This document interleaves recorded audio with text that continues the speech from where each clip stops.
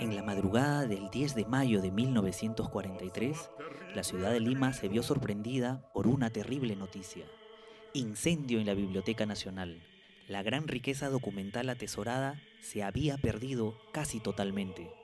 El siniestro ocupó primera plana en los principales periódicos nacionales, como El Comercio, La Prensa y La Crónica, que denominaron a este acontecimiento como una catástrofe nacional en el mundo intelectual, y que produjo luto en el país por la pérdida de valiosísimo material bibliográfico, cultural y artístico. Más de 150.000 volúmenes empastados y 40.000 manuscritos, entre otras irreemplazables piezas de colección, desaparecieron tras el fuego que consumió las antiguas salas de lectura, América, Europa y periódicos peruanos. El balance no podía ser más cruel para la cultura peruana.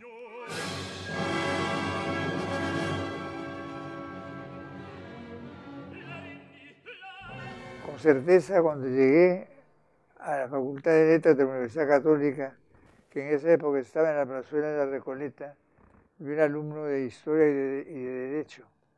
Ahí se comentaba como asunto principal el tema que se había desarrollado en la noche del domingo. Inmediatamente los que íbamos a la biblioteca como lectores, pues no fuimos a clase y fuimos rápidamente al lugar de la biblioteca misma, ¿no? La tarjeta de lector ayudó mucho para poder acercarse al local, porque estaba rodeado por personas de seguridad o policías en varias manzanas del contorno, ¿no? Nos impresionó a todos los estudiantes cuando supimos y vimos el humo todavía, porque yo iba a San Marcos y está relativamente cerca, en el parque universitario, el local de la antigua biblioteca, que fue totalmente destruido. Y la escena más triste era ver en el suelo, entre agua, los folletos, los libros, hojas sueltas. Fue una, como se dice siempre en los incendios, junto con el fuego, el agua, pues son elementos destructores, ¿no? Yo tenía 18 años.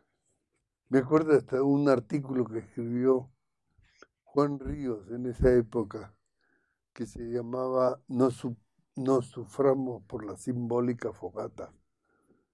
Me contaron que fue el incendio muy temprano y Porras habría estado aún en pijama y salió llorando, corriendo por la calle cerca de su casa, en la colina. Y me contaron, entonces eso me dejó a mí muy impactado. La impresión en la ciudad, en el país, fue muy grande, ¿no? Muchos recordaban pues que era como el segundo siniestro terrible después del saqueo en la guerra con Chile, ¿no? La antigua sede ya no era sino un montón de escombros, ceniza y lodo. Aquel rincón de Lima lleno del raro hechizo de la tradición y la leyenda, poblado de sombras ilustres y de gloriosos recuerdos, donde tantas generaciones de niños y adultos vivieron sus mejores sueños, vibraron con sus más hondas inquietudes, forjaron sus ideales máximos al escudriñar en libros, periódicos y manuscritos, el misterio siempre renovado de la verdad y la belleza. Recuerdo mucho la entrada a la biblioteca, era por la calle de los Estudios. No existía el ensanche de Abancay de hoy día. Había un claustro bonito y una escalera que iba a los altos. En los altos estaba el archivo, estaba el Instituto Histórico y la Sociedad Geográfica. La biblioteca estaba en la planta baja y la puerta a la sala principal de lectura estaba en línea directa con la puerta de la calle, diríamos. Unos estantes grandazos, unos salones realmente impresionantes por el sentido que una persona que ama los libros, como me enseñó mi padre desde pequeño, tuve una suerte de sentimiento místico de ver esos grandes estantes y sus mesas para leer. Un famoso catálogo de manuscritos de Salón América. Yo alcancé el Salón América, era maravilloso, maravilloso. Era la selección de papeles varios y manuscritos era estupenda. Éramos usuarios habituales de la biblioteca a la que íbamos con bastante frecuencia para leer. Y no solamente eso, sino que incluso nos reuníamos en la puerta de la biblioteca. Era un lugar de encuentro. Para los estudiantes provincianos que vivíamos en cuartuchos, muy incómodos, poco acogedores, la biblioteca devino entonces un espacio grande donde tú podías leer, pero al mismo tiempo ir a ver cine, exposiciones de arte. Había una sala larga con unos sillones muy cómodos y con muy buena luz. Y el despacho del director estaba a la entrada. Y se dio un fenómeno, si se quiere, curioso o pintoresco. El director era don Carlos A. Romero, que era absolutamente sordo. A veces uno escuchaba gritos terribles que parecía que había una reyerta, un conflicto, ¿no? Y era la conversación de don Carlos con el visitante, ¿no? De muchos años ya que estuvimos al frente de la biblioteca y que vivimos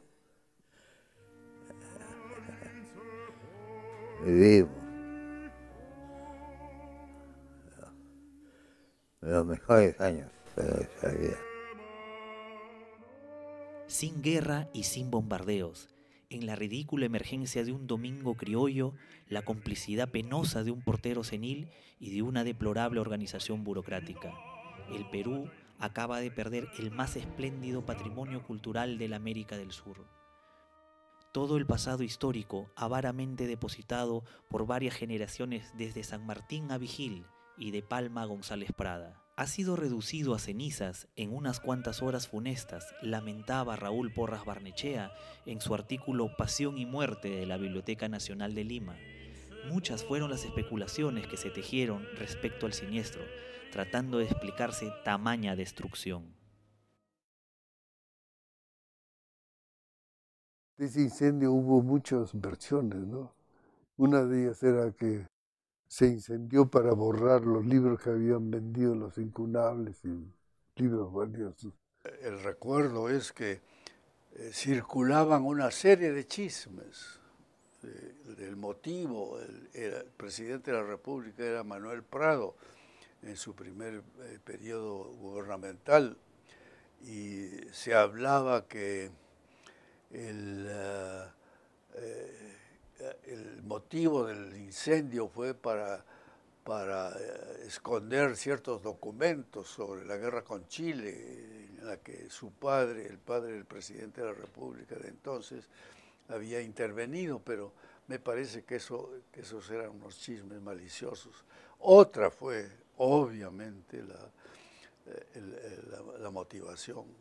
Se perdieron libros, iba a haber un arqueo y parece que el incendio tapó todos los malos manejos, ¿no? Como sucede en esos fenómenos, siempre se busca al culpable, ¿no? ¿Por qué el incendio? Y circuló mucho la versión en Lima que Romero era el culpable, el actor del incendio. Inclusive en un informe, hubo varias comisiones que nombró el Estado, pero hubo una oficial que no sé si lo llega a inculpar a él directamente, algo parecido. Yo personalmente no sé si sea ingenuo, pero yo creo que no. Él era un hombre de estudio, no era un improvisado, no era simplemente un administrativo, sin que eso signifique cosa mala ser administrativo. Él era un hombre de estudio, historiador desde el siglo anterior, era uno de los grandes eruditos de la historiografía peruana. La biblioteca era su casa, ahora lo botaban de su casa. Incluso circuló, felizmente con breve tiempo, el rumor de que él, por servir a Prado, el presidente, había permitido el incendio para que se quemaran ciertos papeles de la guerra con Chile y no sé qué tonteras. Me ha dolido ver hace algunos meses o años, ¿no?, en Wikipedia, que dicen, se murmuró mucho que el culpable era el director. Nadie, no se murmuró mucho, ¿no? Basadre, que conoció las cosas, las vio como las veo yo a ustedes, me dijo, no, me dijo Romero. Y yo pienso que Romero, que era un erudito, amante de los libros, de los manuscritos, se hubiera dejado cortar una mano antes que dejar que se queme una hoja de papel viejo, ¿no? De manera que no tuvo ninguna responsabilidad él, al contrario. Sufrió terriblemente, por eso Basadre me decía, se le veía al viejito ahí parado en la esquina mirando la biblioteca. El resultado de la comisión investigadora presidida por Honorio Delgado fue que el incendio fue provocado. Esa fue la conclusión. Fue un acto de terrorismo cultural catastrófico. No se trataba solamente de un sabotaje a la obra de alguien muy importante que estaba haciendo un trabajo que le interesaba a todo el país. Era también un poco así de probablemente alguna hostilidad, una suerte de odio hacia lo que significaba una entidad que era tan representativa y tan íntima en el desarrollo de la cultura del Perú. Parecía un lugar bombardeado. El fuego habíase unido en monstruosa alianza con el agua para la destrucción de impresos y manuscritos preciosos, acabándose de malograr en la intemperie, recordaba consternado el doctor Jorge Basadre, historiador que fue nombrado director de la Biblioteca Nacional para que se ocupara de su reconstrucción. Él asumió la titánica tarea de levantar la Biblioteca Nacional frente a 1000 adversidades. Además del clima bélico mundial que afectaba la comunicación con los países donantes, el historiador no contaba con instalaciones adecuadas y el personal a su cargo no estaba debidamente capacitado. Ante ello, Basadre reconstruyó la biblioteca en base a un plan técnico. Basadre hizo una magnífica reconstrucción en el 43, estupenda, porque llamó a gente muy joven, ¿no? Fundó una escuela de bibliotecarios y organizó por primera vez una catalogación en firme. La única catalogación que había de la biblioteca era, si no me falla la memoria, el 1891, la que hizo Palma. Felizmente que estuvo el doctor Basadre dispuesto a hacerse cargo de la Biblioteca Nacional con su propio prestigio, contactar a bibliotecas y personas del mundo entero para que donaran libros, para tratar de volver a la biblioteca a su antiguo esplendor. Fue una cosa muy dolorosa realmente. Sí, Basadre fue, como lo repetía una persona cercana a él fue como el Ricardo Palma del siglo XX, ¿no? El que hizo lo que Palma desarrolló después de la guerra con Chile, ¿no? Y una figura interesante es esta. La profesión de bibliotecario nació después del incendio. Antes existía pues la señorita o el señor aficionados a tener cariño a los libros, ¿no? Pero después del incendio, cuando Basadre era director, él creó la Escuela de Bibliotecarios, que durante muchos años funcionó en la misma biblioteca y después se convirtió ya en tema universitario. ¿Cómo un hombre de actividad como Basadre haya actuado en ese acto? Tengo mucho aprecio, un recuerdo imborrable. La respuesta que el Perú podía dar a la catástrofe de mayo de 1943 tenía que ser la construcción de un gran edificio, lo que hoy es la Gran Biblioteca Pública de Lima. Con indeclinable entusiasmo y pese a todas las incomodidades, se llevó a cabo la catalogación de los fondos. Allí se guardaban copias fotostáticas de documentos de valor histórico, microfilms que registran libros y periódicos íntegros, fotocopias de la época de la conquista cuyos originales están en el extranjero, manuscritos originales, planos evocadores, ediciones curiosas, incunables y valiosas partituras. Discos y películas, incluyendo noticiarios nacionales. Todo ello está ahora resguardado en el moderno local del distrito de San Borja. cuyas bóvedas están especialmente climatizadas para la preservación de nuestro legado histórico. Con la reconstrucción de la Biblioteca Nacional, pudimos reencontrarnos con el patrimonio bibliográfico del país y las fuentes eternas de la cultura peruana y universal. La primera institución cultural del Perú, vigorizada por la colaboración de los países amigos, el esfuerzo del Estado y la ayuda de los particulares, aspiró desde entonces a ser nuevamente el hogar espiritual de todos, y todos debemos contribuir en la medida de nuestras posibilidades a ser parte de ella y de su progreso, que no es más que nuestro progreso. Desgraciadamente, una biblioteca es un sitio tan valioso para la historia de un país que en los países del tercer mundo y en los países subdesarrollados siempre está en riesgo la existencia del material, porque siempre hay la tentación de venderlo fuera, porque fuera pagan muy buenos precios. Yo creo que esta campaña de recuperación de libros es importantísima. Ya se hicieron algunos esfuerzos hace muchos años, ¿no? Hubo un mal peruano que vendió muchos libros, manuscritos a Argentina, ¿no? Nadie sabía dónde estaban, y cuando murió el general Justo en Argentina, ¿no? Se investigó la cosa y se vio que habían sido sistemáticamente sustraídos de acá. Y cómo habían detectado en nuestra Biblioteca Nacional del Perú que había esa sustracción de libros.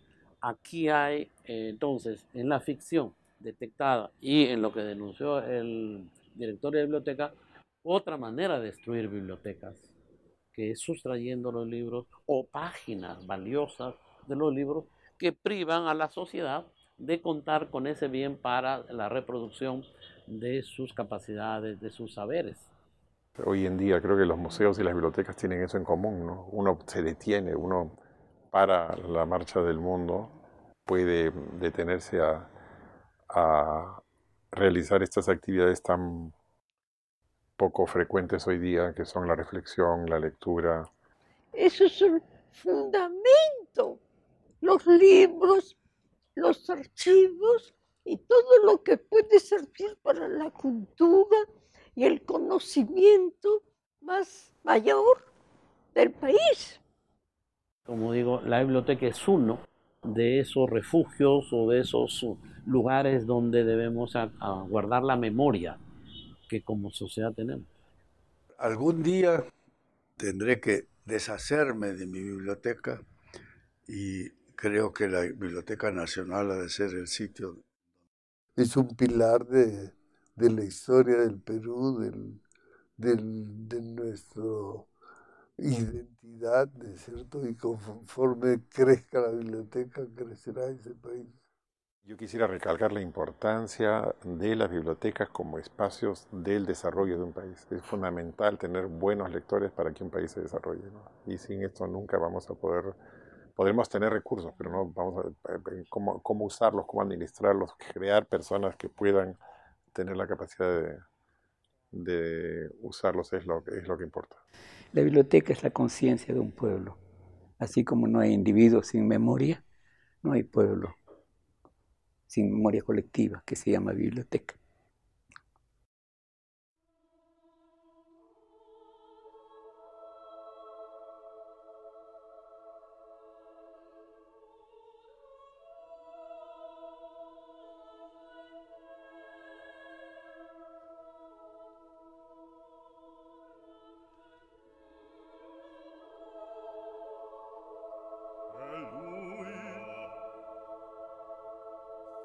Lo atterrì quel grido.